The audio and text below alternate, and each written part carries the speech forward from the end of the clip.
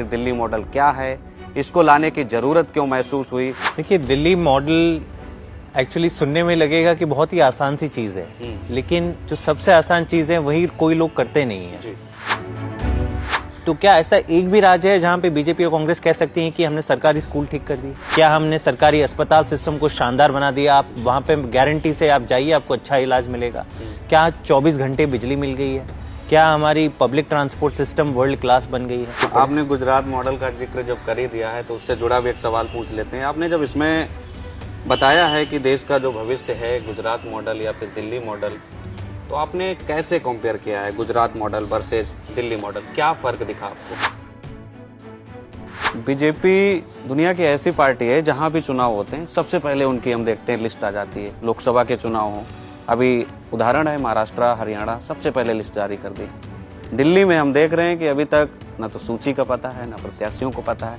देखिए, जिस बारात में दूल्हा ही ना हो तो बाराती भी कहां से होंगे? नमस्कार, आप देख रहे हैं पंजाब केसरी टीवी, आपके साथ मैं हूं रानू मिश्रा।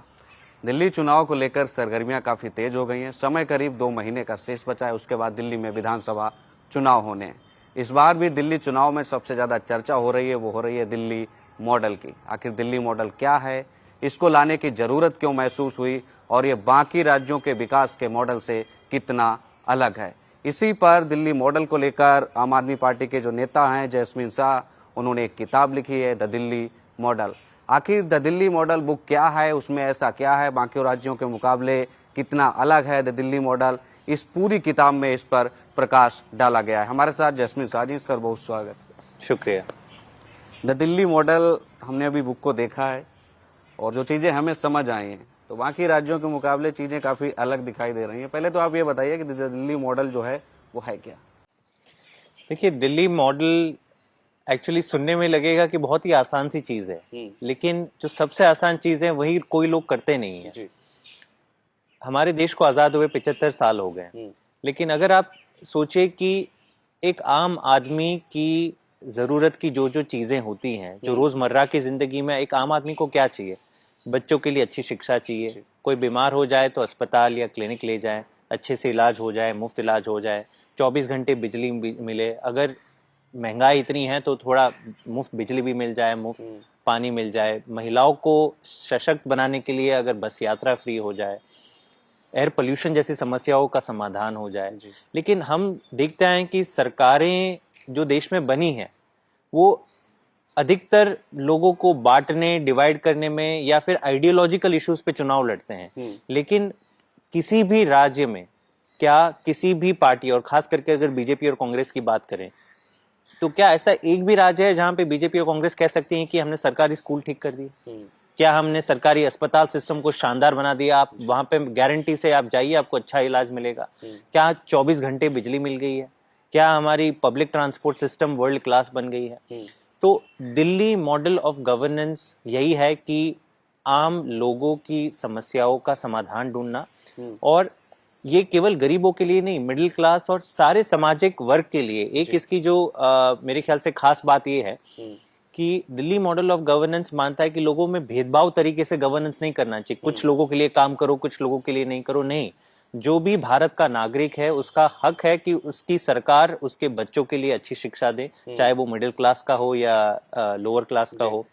तो इस तर्ज पे दिल्ली मॉडल विश्वास रखता है कि हमें अपनी ह्यूमन कैपिटल डेवलप, जो मैं कहता हूं कि हमें अपने लोगों को सशक्त बनाना होगा।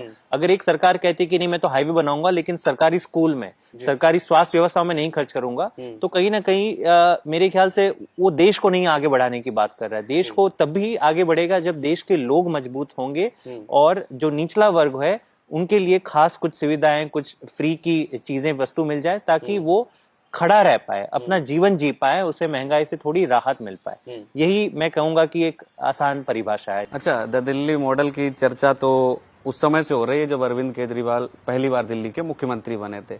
मॉडल तो हमने भी बहुत देखे थे, लेकिन जब एक नाम आया दिल्ली मॉडल, आखिर क्या है दिल्ली मॉडल, अमेरिका में भी चर्चा हुई, दुनिया के बाकी देशों में भी इसकी चर्चा हुई। लेकिन आपने जब इस किताब में सारी चीजें ब्रीफ की हैं पॉइंट टू पॉइंट, तो किताब आखिर लाने की जरूरत क्यों महसूस हुई कि जनता तो पहले से ही समझ रही थी दिल्ली मॉडल है? नहीं, मेरे ख्याल से मुझे जो जी अगर आप कहते हैं कि जनता को बखूबी पता है दिल्ली मॉडल क्या है तो मैं खुश हूं, लेकिन मुझे ये भी पता है कि हमें पता है कि कई लोग राजनीतिक जो हमारे ओपोनेंट्स हैं वो दिल्ली मॉडल के नाम पे गलत फैमिलियां भी फैलाते हैं कि भाई ये केवल आप फ्रीबीज देते हो, आप कोई जनता का काम नहीं करते हो। तो मैंने बुक इसलिए लिखी क्योंकि जिस प्रकार का काम दिल्ली में पिछले 10 साल में हुआ था, देखिए हमें याद करना होगा कि आम आदमी पार्टी की शुरुआत 2015 में जब 67 आउट ऑफ 70 सीट्स जनता ने दी थी, तो एक नया विश्वास और नया उम्मीद थी कि एक अलग प्रकार की सरकार आएगी। देखो सरकारें तो आती रहती है जाती रहती है, लेकिन ये विश्वास था कि एक व्यवस्था परिवर्तन होगी, है ना, केवल चंद इश्यूज पे काम नहीं होगा, पूरी तरह से गवर्नेंस ही बदल जाएगी। तो उस वादे का क्या हुआ? तो मैंने इसलिए किताब लिखी, दिल्ली के लोगों के लिए भी लिखी कि उनको पता चले कि सरकार के अंदर, क्योंकि मैं सरकार का हिस्सा रहा हूं, 8 साल मैंने सरकार में काम किया, 6 साल एज अ मिनिस्टर रैंक का मुझे दर्जा मिला, मैं अपना पॉलिसी थिंक टैंक हमारा जो दिल्ली सरकार का उसको मैंने हेड किया। तो मैंने अंदर से जो चीजें देखी कि मूलभूत रिफॉर्म्स हुए हैं, ऐसी काम दिल्ली सरकार ने किए हैं जो किसी सरकार ने। मैं आपको एक एग्जांपल दे दूं, देश भर में कोई भी स्कूल सिस्टम नहीं है जहां पे सरकारी स्कूल के नतीजे प्राइवेट स्कूल से बेहतर आते हो। और बिजली की बात करें, और मैं तमाम सेक्टर, इसमें मैंने केवल शिक्षा स्वास्थ्य की नहीं बात करी है, मैंने एयर पोल्यूशन की बात करी है कि कैसे 40-45% एयर पोल्यूशन दिल्ली का एवरेज PM 2.5 गिरा है पिछले 10 सालों में, किसी और राज्य में ही नहीं हुआ है। मैंने ट्रांसपोर्ट की बात करी है कि कैसे दिल्ली मेट्रो दुगना से भी ज्यादा बढ़ गया है दिल्ली के अंदर केवल 10 साल में, कैसे दिल्ली में सबसे ज्यादा बसें दौड़ती हैं। दिल्ली दुनिया में, मैं कह रहा हूं देश में नहीं, दुनिया में तीसरे नंबर पे है इलेक्ट्रिक बसेस की अगर बात करें तो 2000 के करीब इलेक्ट्रिक बसेस हैं। देश भर में आप देखें तो इक्का दुक्का ही इलेक्ट्रिक बसेस हैं। तो ऐसा क्यों कि इतने सारे काम दिल्ली में हो रहे हैं, और ये इसलिए हो रहे हैं क्योंकि एक बोलते हैं पॉलिटिकल विल, यहाँ पे एक ऐसी सरकार आई कट्टर ईमानदार पढ़े लिखे लोगों की, और जो आम जनता के बीच से निकल के आई, कोई राजनीतिक परिवार से नहीं आई, जो जनता से जुड़ी हुई थी। इसलिए उन्होंने समझा कि हमारा धर्म है कि हम जनता से जुड़े हुए मुद्दे पे काम करें, और बिल्कुल फैक्ट्स एंड फिगर्स, आंकड़ों के सहित मैंने ये बात रखी है। इसमें कोई ऐसा ओपिनियन जैसी चीज नहीं है। तो मुझे उम्मीद है कि भले आप आम आदमी, आपके दर्शक आम आदमी पार्टी के सपोर्टर हो या ना हो, अगर आप देश के साथ प्यार करते हो, अगर आप चाहते हैं कि देश विकसित बने, तो उसका एक रोड मैप, उसका एक विजन मैंने यहाँ पे प्रस्तुत किया है। और मैंने ये भी कहा है कि क्योंकि दिल्ली मॉडल से पहले आई एम श्योर आपको पता होगा गुजरात मॉडल की बहुत चर्चा हुआ करती थी, तो मैंने इन दोनों का कंपैरिजन भी किया है, और वो भी आंकड़ों के सहित। तो मेरे ख्याल से आपके दर्शकों को बड़ी पसंद आएगी। अगर ये आपने गुजरात मॉडल का जिक्र जब कर ही दिया है तो उससे जुड़ा भी एक सवाल पूछ लेते हैं। आपने जब इसमें बताया है कि देश का जो भविष्य है गुजरात मॉडल या फिर दिल्ली मॉडल, तो आपने कैसे कंपेयर किया है Gujarat model versus Delhi model? क्या फर्क दिखा आपको? देखिए, मैंने सारी चीजें आंकड़ों में रखी हैं। जब हम बात करते हैं कि देश प्रगति कर रहा है तो उसके क्या मायने हैं, उसके क्या मापदंड है। कुछ तो इकोनॉमिक इंडिकेटर्स होते हैं कि आपकी अर्थव्यवस्था कितनी तेजी से बढ़ रही है, क्या आपका मिनिमम वेज बढ़ रहा है, क्या आपकी महंगाई दर कम हो रही है, क्या आपका अनएम्प्लॉयमेंट जो है बेरोजगारी की दर घट रही है। तो एक तो ये इकोनॉमिक इंडिकेटर्स हो गए। दूसरा है सोशल इंडिकेटर्स। देखिए, अंत पंत में ये आंकड़ों से जनता को क्या लेना देना, जनता को तो अपने जीवन से लेना देना, जीवन काम से मतलब कितना काम हो रहा है। हाँ, आपको नौकरी मिली कि नहीं मिली, क्या एजुकेशन के स्तर में बढ़ोतरी हुई कि नहीं हुई, क्या सरकारी स्कूल हो गए या फिर अस्पताल सिस्टम है उसमें बेहतरी हुई है कि नहीं हुई है। तो इन जब तमाम आंकड़ों में जब आप दोनों की तुलना करते हैं, मैंने 2015 से 2023-24 तक की तुलना की, क्योंकि 2015 में आम आदमी पार्टी दिल्ली में आई, तो इन 8-9 सालों का कार्यकाल में मैंने सेम आंकड़ों पे दोनों का कंपैरिजन किया, और बहुत ही मतलब शॉकिंग रेवलेशन है कि केवल और केवल इकोनॉमिक ग्रोथ, जिसे हम जीडीपी बोलते हैं, उस मापदंड में गुजरात आगे है। लेकिन जब आप बाकी सारी चीजों की बात करें, मिनिमम वेज क्या गुजरात में, अगर देखिए गुजरात इतनी प्रगति कर रहा है तो पैसा तो सबको मिलना चाहिए, लेकिन आज अब गुजरात की बात करते हैं तो क्या आपके 1-2 नाम याद आते हैं कि भाई वो फला फला आदमी देश नहीं दुनिया का रिचेस्ट पर्सन बन गया। लेकिन गुजरात के एक आम आदमी की अगर आप तनख्वाह देखें तो दिल्ली से लगभग वो आधी है। तो आम आदमी का तो कुछ हुआ नहीं। महंगाई दर गुजरात में दिल्ली के डबल से ज्यादा महंगाई दर है। तो दिल्ली सबसे कम इन्फ्लेशन में है, अनएम्प्लॉयमेंट दिल्ली में कम है। लेकिन जब आप सामाजिक आंकड़ों पे आते हो, सोशल इंडिकेटर्स में, तो कोई तुलना ही नहीं है। और ये मतलब मान के चलिए 30 साल से जहां पे भाजपा का राज है, आज जो सामाजिक आंकड़े हैं, सोशल इंडिकेटर्स में, गुजरात देश भर के सभी राज्यों में से निचले 5 या 10 राज्यों में आता है। अगर आप एजुकेशन की बात कर लें, अधिकतर बच्चे पढ़ते नहीं है वहां पे।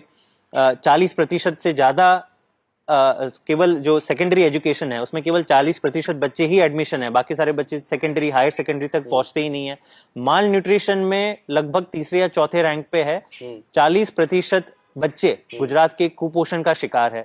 और ऐसे तमाम आंकड़े मैंने कहे जो चौंकाने वाले, कि ऐसी एक सरकार 30 साल से राज कर रही है, ना बच्चों को पढ़ा पा रही है, ना बच्चों को स्वस्थ रख पा रही है। तो आप किस हवाले से बोलते हो कि भाई गुजरात मॉडल देश भर में होना चाहिए? दूसरी चीज जो ये है इनइक्वालिटी, वो बढ़ती जा रही है। तो मेरे ख्याल से ये तमाम चीजों को जब आप देखें, तब मैंने बात करी कि दिल्ली मॉडल। एक चीज जो है गुजरात मॉडल में, ट्रिकल डाउन इकोनॉमी, उसकी आपने आलोचना भी की है। तो क्या है वो ट्रिकल डाउन इकोनॉमी जिसकी आप लगातार आलोचना कर रहे हैं? इस बुक के माध्यम से भी आपने दर्शाया है कि वो ठीक नहीं है देश के विकास के लिए, बिल्कुल किसी राज्य के विकास के लिए। आपने मैं बड़ा खुश हूं आपने ये सवाल पूछा, क्योंकि हमें समझना होगा कि जो पार्टियां आती हैं, राज करती हैं, तो उनकी एक फिलॉसफी होती है कि भाई देश कैसे विकसित होगा। तो केवल भाजपा की नहीं, गुजरात मॉडल सबसे अव्वल नंबर पे है ट्रिकल डाउन इकोनॉमिक्स से। लेकिन मैं मानता हूं कांग्रेस की भी यही विचारधारा रही कि आप, सरकार का काम है बड़े बड़े कॉर्पोरेट्स को, बड़े बड़े पूंजीपतियों को आप लोन वेवर दो, लोन माफ दो, उनके टैक्स काटो, ताकि वो प्रगति करें, उनका धंधा बढ़े। और उनको लगता है कि ये होगा तो ऑटोमेटिकली बूंद बूंद बूंद बूंद करके वो जो प्रगति है वो एक आम आदमी तक पहुंचेगी, उनके बच्चे भी शिक्षित ऑटोमेटिकली होंगे, सरकार को करने की जरूरत नहीं है, सरकार केवल बड़े पूंजीपतियों का ख्याल रखें। ये बड़ा शातिर आइडिया है क्योंकि जब आप बड़े पूंजीपतियों को उनको टैक्स देते हो तो ऑब्वियसली चंदा आपको पार्टी, पॉलिटिकल पार्टी को चंदा वहीं से मिलता है। आम आदमी पार्टी सोचती है कि आपको सबसे ज्यादा, सरकार का पहला धर्म होना चाहिए कि आम आदमी के ऊपर खर्च करे। सीधा आप जाइए, सरकारी स्कूलों को विश्व स्तरीय बनाइए। जब तक आपका मध्यम वर्ग या निम्न वर्ग प्रगति नहीं करेगा तो देश कैसे मजबूत होगा? और अगर आप उस वर्ग को मजबूत करेंगे, अगर आप उनकी जेब में पैसा डालेंगे, तो वो डिमांड क्रिएट करेंगे इकोनॉमी में। अगर डिमांड क्रिएट होगी तो ऑटोमेटिकली जो पूंजीपति है वो कारखाने डालेंगे, वो मैन्युफैक्चरिंग होगी। तो ये ऑलमोस्ट हमने ये उल्टा कर दिया, ट्रिकल डाउन को हमने ट्रिकल अप इकोनॉमिक्स मॉडल बना दिया है। और ये मैं समझता हूं कि दिल्ली मॉडल देश के लिए रोड मैप इसलिए है क्योंकि अब तक किसी भी सरकार ने, किसी भी पार्टी ने ये ट्रिकल अप इकोनॉमिक मॉडल कभी अपनाया नहीं था। और ये सारी चीजें इसमें डिटेल है, लेकिन मैं केवल एक चीज बता दूं कि ट्रिकल अप कैसे, क्योंकि दिल्ली सरकार एकमात्र सरकार है देश में जो अपने बजट का 40% हिस्सा केवल शिक्षा और स्वास्थ्य में खर्च करती है। बाकी सारी सरकारें 15 से 20%, और ये दशकों से होता आ रहा है। ऐसा क्यों हुआ कि केवल आम आदमी पार्टी की सरकार ही ये काम कर पाई, बाकी सारे की मंशा ही नहीं है शिक्षा स्वास्थ्य में खर्च कर सके। अच्छा, इस बुक में जो आपने आंकड़े दिए हैं, जो चीजें समझाई हैं दिल्ली मॉडल में, जो हम सुनते आ रहे थे, वो लगभग सारी ब्रीफ की आपने पॉइंट टू पॉइंट।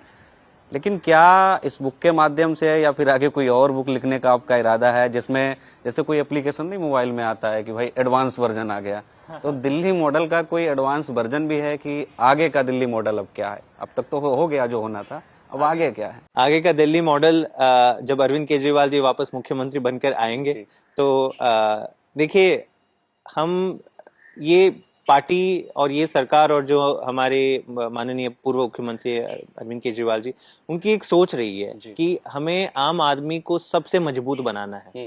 और दिल्ली मॉडल, जैसे मैं कहूंगा, एक वर्क इन प्रोग्रेस है।